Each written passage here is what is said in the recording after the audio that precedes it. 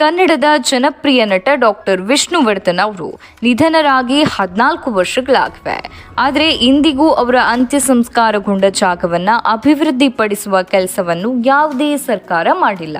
ಈ ಬಗ್ಗೆ ಹಲವು ಬಾರಿ ಡಾಕ್ಟರ್ ವಿಷ್ಣುವರ್ಧನ್ ಅವರ ಅಭಿಮಾನಿ ಸಂಘಗಳು ಹಲವು ಬಾರಿ ಮನವಿ ಮಾಡಿದ್ರು.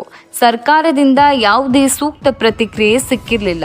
ಈ ಹಿನ್ನೆಲೆಯಲ್ಲಿ ಡಾಕ್ಟರ್ ವಿಷ್ಣುವರ್ಧನ್ ಅಭಿಮಾನಿ ಸಂಘಗಳ ಒಕ್ಕೂಟದ ವತಿಯಿಂದ ಭಾನುವಾರ ನಗರದ ಸ್ವಾತಂತ್ರ್ಯ ಉದ್ಯಾನವನದಲ್ಲಿ ಬೃಹತ್ ಪ್ರತಿಭಟನೆಯನ್ನು ಹಮ್ಮಿಕೊಳ್ಳಲಾಗಿತ್ತು.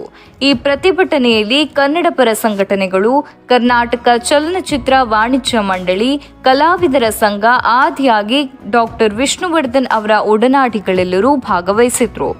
ನಟ ಸುದೀಪ್ ಸಹ ಈ ಹೋರಾಟಕ್ಕೆ ಬೆಂಬಲ ನೀಡಿದ್ದು, ತಮ್ಮಿಂದಾಗುವ ಎಲ್ಲವನ್ನೂ ಡಾಕ್ಟರ್ ವಿಷ್ಣುವರ್ಧನ್ ಅವರ ಪುಣ್ಯಭೂಮಿಗಾಗಿ ಮಾಡುವುದಾಗಿ ಹೇಳಿದ್ದಾರೆ.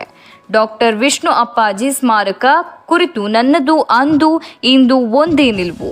ಮೈಸೂರಿನಲ್ಲಿ ಸ್ಮಾರಕವಾದರೂ ಅಂತ್ಯ ಸಂಸ್ಕಾರಗೊಂಡ ಸ್ಥಳದಲ್ಲಿಯೂ ಪುಣ್ಯಭೂಮಿ ಆಗಬೇಕು. ಈ ವಿಷಯವಾಗಿ ಅಭಿಮಾನಿ ಸಂಘಗಳ ಹೋರಾಟಕ್ಕೆ ನನ್ನ ಬೆಂಬಲವಿದೆ. ನಾನು ನಿಮ್ಮಲ್ಲೊಬ್ಬ ಎಂದು ಭಾವಿಸಿ ನೀವು ಮುನ್ನಡೆಯಿರಿ. ನನ್ನಿಂದಾಗುವ ಎಲ್ಲವನ್ನೂ ಪುಣ್ಯಭೂಮಿಗಾಗಿ ಮಾಡುವೆ ಎಂದು ಸುದೀಪ್ ಸೋಷಿಯಲ್ ಮೀಡಿಯಾದಲ್ಲಿ ಬರೆದುಕೊಂಡಿದ್ದಾರೆ. ಈ ಹೋರಾಟಕ್ಕೆ ಡಾಲಿ ಧನಂಜಯ್ ಸಹ ಬೆಂಬಲ ಸೂಚಿಸಿದ್ದಾರೆ. ಈ ಕುರಿತು ಎಕ್ಸ್ನಲ್ಲಿ ಬರೆದುಕೊಂಡಿರುವ ಅವರು, ಕನ್ನಡ ಚಿತ್ರರಂಗದ ಮೇರು ನಟರು ಹಿರಿಯಣ್ಣರಲ್ಲಿ ಒಬ್ಬರಾದ ಡಾಕ್ಟರ್ ವಿಷ್ಣು ಸರ್ ಪುಣ್ಯಭೂಮಿಗೆ ರಾಜಧಾನಿಯಲ್ಲಿ ಅಂಗೈ ಅಗಲ ಜಾಗವಿಲ್ಲವೆಂಬುದು ಯಾಕೋ ಅರಗಿಸಿಕೊಳ್ಳಲಾಗ್ತಾ ಇಲ್ಲ. ಸರ್ಕಾರ ಕೂಡಲೇ ಡಾಕ್ಟರ್ ವಿಷ್ಣು ಸರ್ ಪುಣ್ಯಭೂಮಿ ರಕ್ಷಣೆಗೆ ಕ್ರಮ ಕೈಗೊಳ್ಳಬೇಕು ಎಂದು ವಿನಂತಿಸುವೆ. ಅವರ ಅಭಿಮಾನಿಗಳ ಹೋರಾಟದಲ್ಲಿ ನಾನು ಇದ್ದೇನೆ. ಈ ವಿಷಯ ಬೇಗ ಸುಖಾಂತಿ ಕಾಣಲಿ ಎಂದು ಹೇಳಿದ್ದಾರೆ.